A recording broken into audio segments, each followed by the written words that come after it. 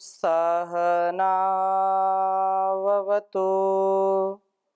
सहनौ भुनक्तु सह वीर्यं करवावहै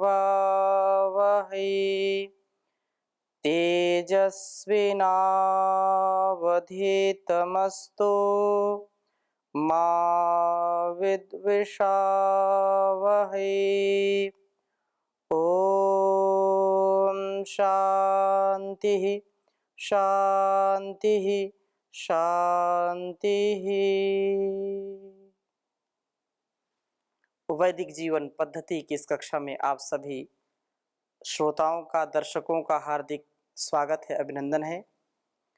ऋग्वेद का हम स्वाध्याय कर रहे हैं।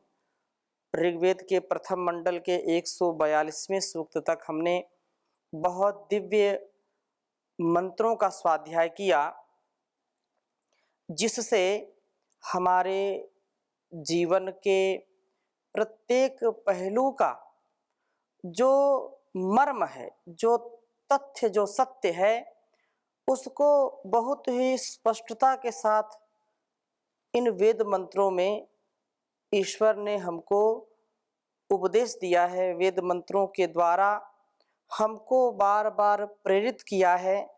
इस वेद वाणी को हम अपनाएं और अपने जीवन को शुद्ध पवित्र बनाएं। यही इस वेद मंत्र के सुनने सुनाने का, आचरण में लाने का फल होगा कि हम अपने और अपनों के लिए, अपने जीवन और इस जगत के लिए, व्यष्टि से समष्टि के लिए जो शुद्धतम है, पवित्रतम है, जो कल्याणतमम है, उस यज्ञीय कर्म को करते हुए जीवन का सदुपयोग करें। बहुत ही सुंदर वेद मंत्र आज हमारे स्वाध्याय में है।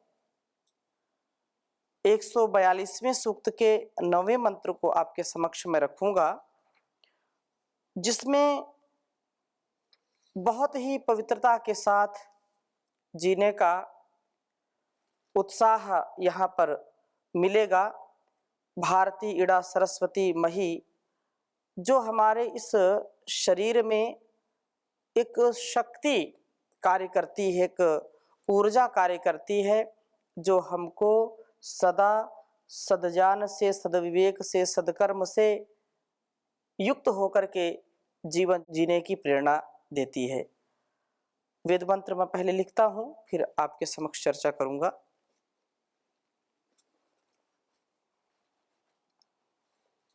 ओम शुचिर देवेश्वर पिता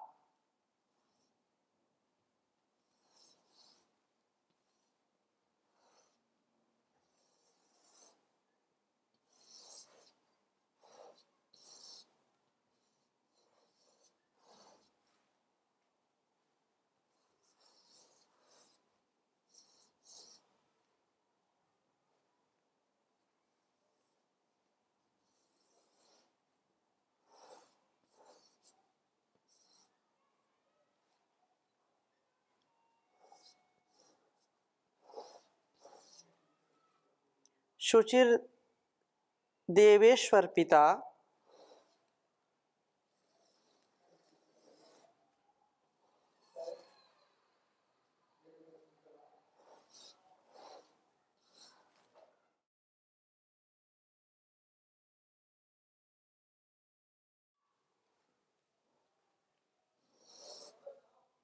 होत्रा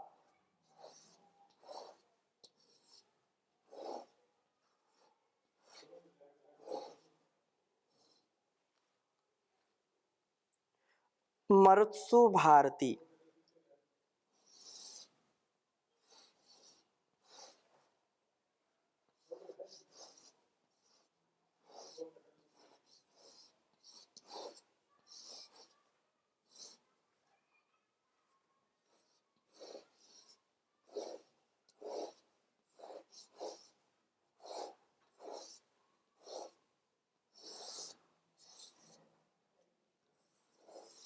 भारती।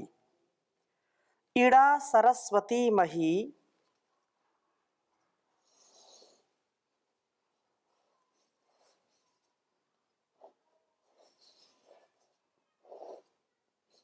इड़ा सरस्वती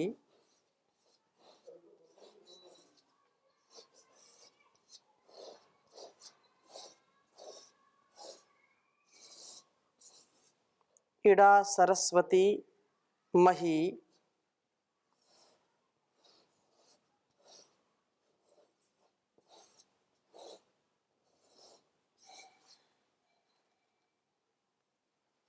बरही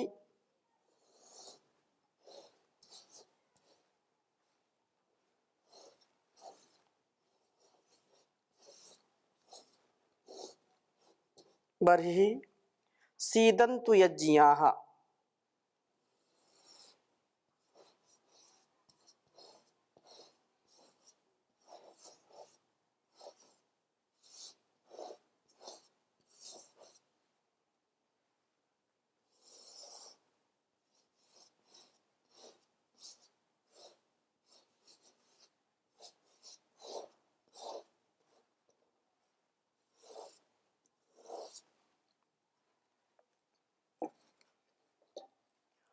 ओम शुचिर्देवेश्वर पिता होत्रा मरुत्सु भारती इड़ा सरस्वती मही बहिः सीदन्तु यज्ञाः। ओम शुचिर्देवेश्वर पिता होत्रा मरुत्सु भारती इड़ा सरस्वती मही बर्हि सीदन्तु यज्ञाः। ओम शुचिर्देवेश्वर पिता होत्रा मरुत्सु भारती इड़ा सरस्वती मही बर्हि सीदन्तु यज्ञाः। वेद मंत्र के भाव को समझने का प्रयास करते हैं। शुचि, जो हम व्यावहारिकता में, परस्परता में, लोक भाषा में बोलते हैं शुचिता, पवित्रता।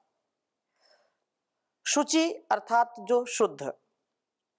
देवेषु अर्पिता, सृष्टि के आरंभ में जो अग्नि, वायु, आदित्य तथा अंगिरा नामक ऋषियों को, देवताओं को या देवताओं में स्थापित की गई। होत्रा, यह वेदवाणी मृत्सु प्राण साधक पुरुषों में भारती भरण करने वाली होती है। वेदवाणी में किसी प्रकार की त्रुटि न होने से वह सर्वथा शुद्ध है। वेद ऐसा ज्ञान है, वेद का एक भी ऐसी प्रबल मान्यता है कि जो भी अन्य ग्रंथ हैं उनमें कालांतर में बहुत प्रकार से लोगों ने ऐसी चीजों का मिश्रण कर दिया जो वह पूर्ण रूप से शुद्ध नहीं हो पाए। अर्थात उनमें चाहे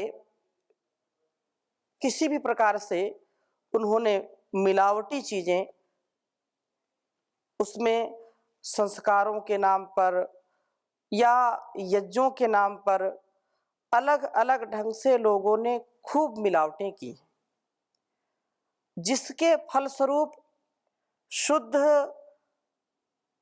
ज्ञान के लिए शुद्ध जो ग्रंथ हैं, साहित्य है, वे सुलभ न होने पर बीच बीच में जो चीजें हैं उनको सही मान लेने से स्वाभाविक रूप में खिन्नता आती है और अश्रद्धा भी हो जाती है। परंतु वेदों के विषय में यह प्रबल मान्यता है कि वेद का एक भी पद, एक भी अक्षर, एक भी शब्द, एक भी मंत्र मिलावट से दूर है, अर्थात इसमें कोई मिलावट नहीं कर सका। उसका एक और भी बहुत बड़ा कारण है कि ऐसी पावनी परंपरा को अक्षुण्ण बनाए रखने के लिए इस वेद को, जो हजारों हजारों मंत्रों से सुसज्जित है, कंठस्थ करण की परंपरा रही है और अलग अलग उसका पाठ करने की भी परंपरा रही है, जिसके फलस्वरूप लोगों ने वेद मंत्रों में मिलावट करने का दुस्साहस नहीं कर पाए। इस दृष्टि से यहाँ पर यह बात कही जा रही है कि जो वेदवाणी है, जो प्राण साधक पुरुषों में भरण पोषण करने का सामर्थ्य प्रदान करती है, ऐसी वेदवाणी में किसी भी प्रकार की त्रुटि न होने से वह सर्वथा शुद्ध है। प्रभु इससे अग्नि आदि को प्राप्त कराते हैं, जो पवित्रतम शुद्धतम अंतःकरण वाले थे। प्राण साधना करने वाले पुरुष इसके द्वारा पोषित होते हैं, पुष्पित पल्लवित होते हैं। ऋग्वेद में इस वाणी का नाम भारती है, क्योंकि यह प्रकृति का ज्ञान देती हुई उचित प्रकार से भरण पोषण करती, इसलिए भारती है। और हमारा यह भारतवर्ष भी भारत कहलाता है, क्योंकि यहीं से पूरे संसार के लोगों ने अपने जीवन को प्रकाशित किया है। पूरे विश्व का भरण पोषण किसी न किसी रूप में भारतीयों ने किया है। यह प्राचीन काल से हमारे जो ऋषि मुनि, जो आत्मवेत्ता, जो ब्रह्मनिष्ठ श्रोत्रिय त्यागी तपस्वी ऋषियों ने पूरे संसार को शरण दी है, उनको जीवन में प्रकाश दे करके हर प्रकार से उनका भरण पोषण किया। अतः यहाँ पर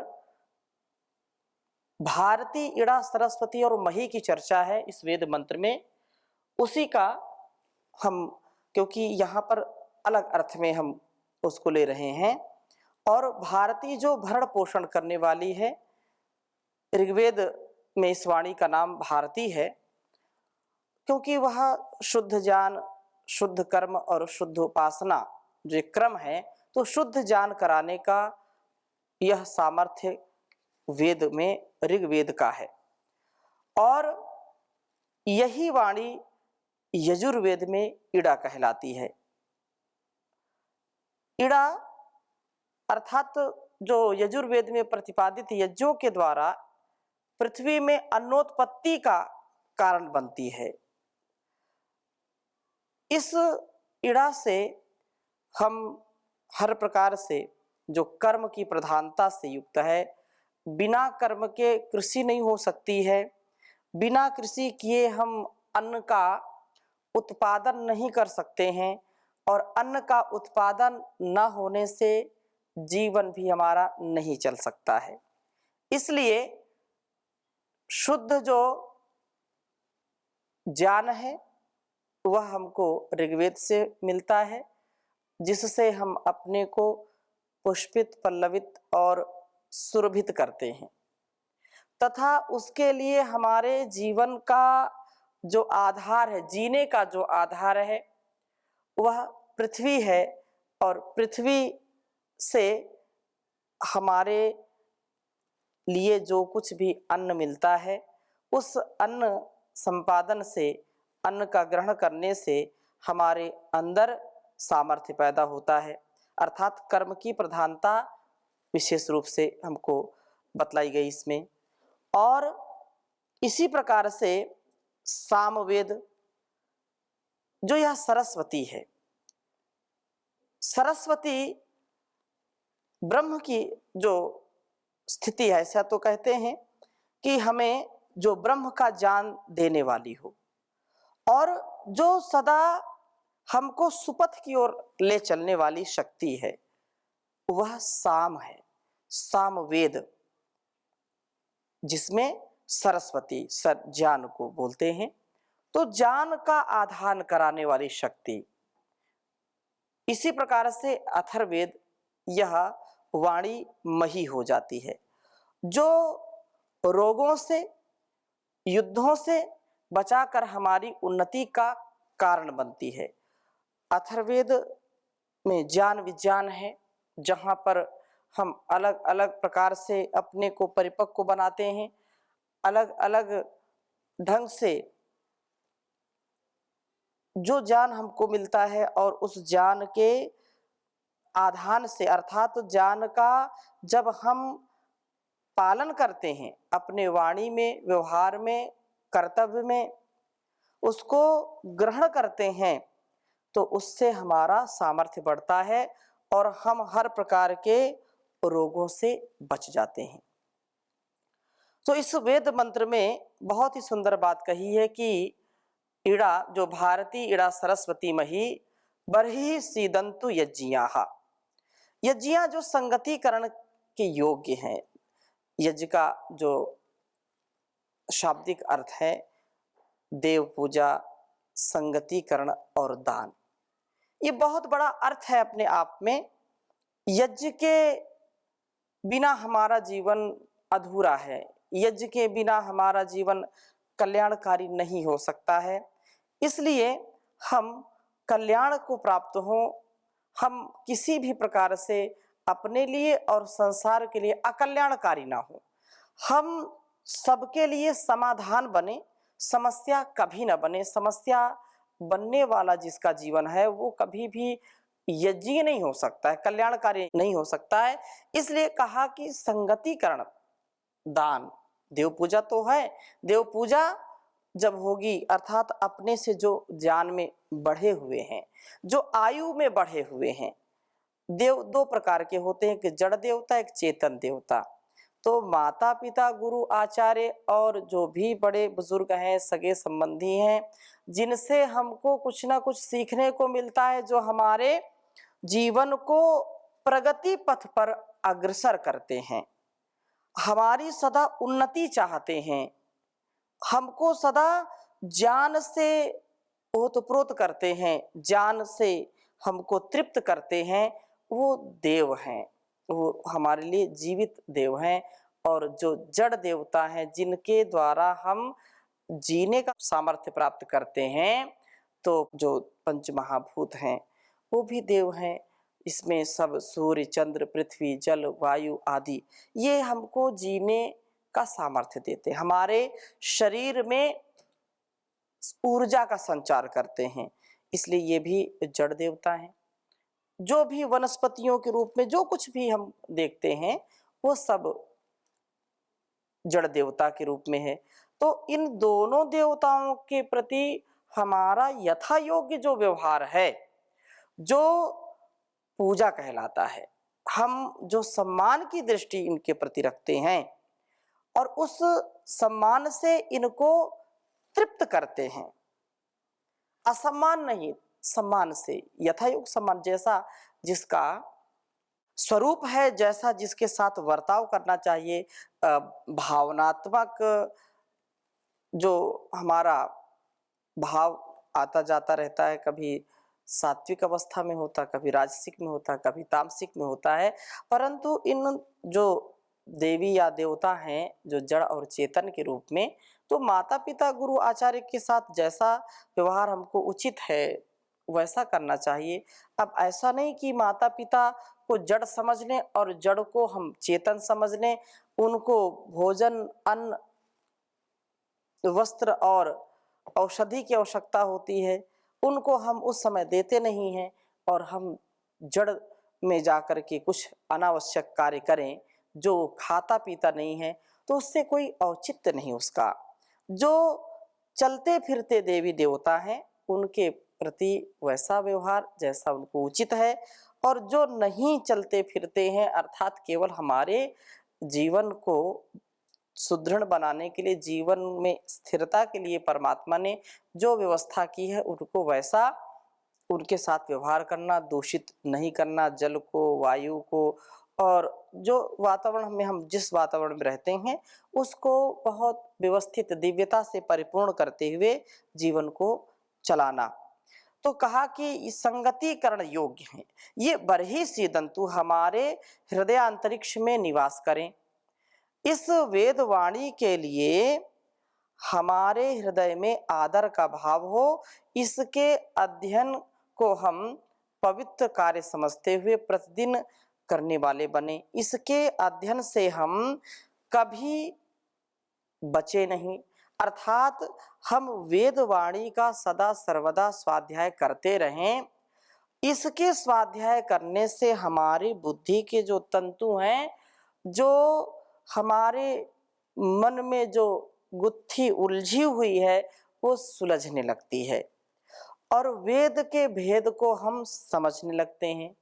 वेद में कोई भेद नहीं है, यह तो हमारे जो विभेद हैं उनको जो है हटा करके, उन अवरुद्ध जो हमको जीवन में करते हैं, हमको आगे नहीं बढ़ने देते, उस अवरोध को दूर करते हैं, उस बाधा को दूर करते हैं।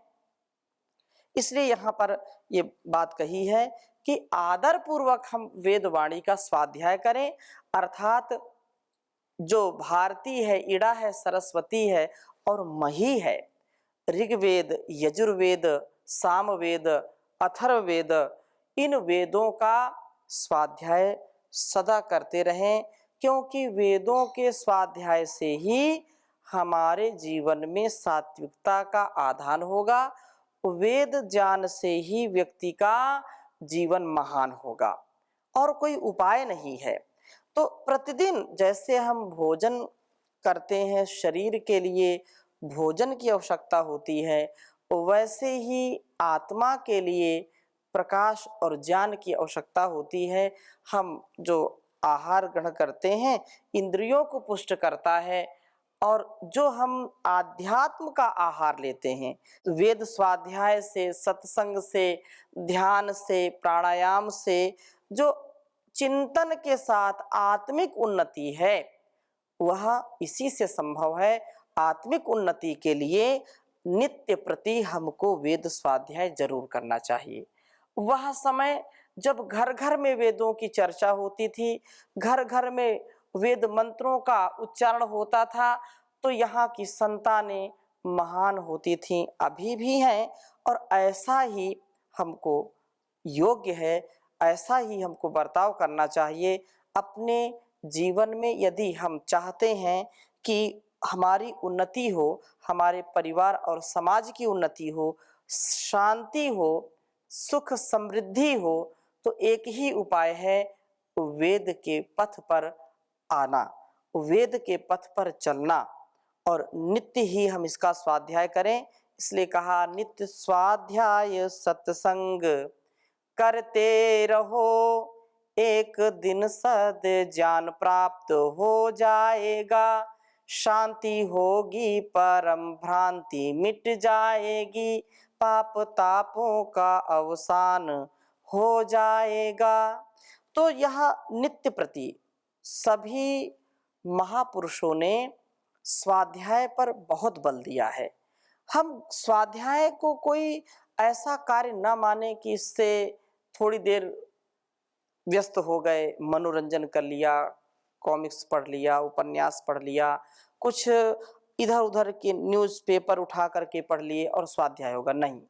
स्वाध्याय का तात्पर्य ये है कि जिस भी हम मोक्ष ग्रंथ को पढ़ें उसमें जो कुछ भी निर्देश दिया गया है, जो उपदेश दिया गया है, उस उपदेश को समझें, जाने समझें और उस पर विचार करें। जब जान लिया, समझ लिया, विचार कर लिया, तो फिर उसको जीने का प्रयास करें। स्वाध्याय सुअध्याय, अपना आत्मनिरीक्षण करना, अपने सामर्थ्य का चिंतन करना, और इस जीवन में हम क्या करने आए हैं, इस जीवन को पाकर के हमारा लक्ष्य क्या है, इस लक्ष्य की प्राप्ति कैसे हो, इस पर हमको विचार करना चाहिए। संध्या करना, सुबह शाम संध्या करना, संध्या को भी हम स्वाध्याय के नाम से जानते हैं। क्यों? वहां पर हम आत्मचिंतन करते हैं, आत्मचिंतन के साथ साथ उस प्रभु के स्वरूप का चिंतन करते हैं, तो प्रभु का जो ध्यान करता है, उसका गुणगान करता है, वो कभी भी पतित नहीं होता है। स्वाध्याय करने वाला व्यक्ति कभी भी व्यथित नहीं होता है, कभी चिंतित नहीं होता है, क्योंकि उसको इस जीवन का और इस जगत का और उस परम पिता परमेश्वर का ठीक ठीक स्वरूप स्पष्ट होने लगता है। वह समझने लगता है कि वास्तव में मैं यह और वह क्या है। इससे जीवन में प्रकाश आता है। मेरे जीवन के लिए कितना कौन सा तत्व आवश्यक है, उसको हम समझ करके जीवन को जीने का सुंदरतम प्रयास करते हैं। इसके अध्ययन में हम कभी भी प्रमाद न करें। अवकाश में इसका अध्ययन और भी अधिक पुण्यमय समझा जाए, क्योंकि कुछ लोग अवकाश जैसे विद्यार्थी हैं तो कहते हैं छात्राः अवकाश प्रियाः भवन्ति। छात्रों को जब अवकाश थोड़ा सा मिल जाए, छुट्टी मिल जाए, तो बड़ी प्रसन्नता होती है कि आज तो अवकाश मिल गया, आज पढ़ाई नहीं करनी पड़ेगी। तो ये मन में बात नहीं होनी चाहिए। प्रत्येक दिन एक मंत्र तो जरूर पढ़ें, एक पेज जरूर पढ़ें। एक पेज नहीं पढ़ सकते, एक मंत्र नहीं पढ़ सकते, आधा पढ़ें। आधा नहीं पढ़ सकते, एक शब्द पढ़ें। एक शब्द को लेकर के उस पर चिंतन करें। सत्य, धर्म, न्याय, दयालुता, ये श्रद्धा, भक्ति, कृतज्ञता, ये जो शब्द एक हैं, लेकिन इनको जीने में पूरा जीवन लग जाता है। तो हम इस पर चिंतन करें। आज की कक्षा में यहीं तक, शेष चर्चा अगली कक्षा में करेंगे। ओम शांति शांति शांति।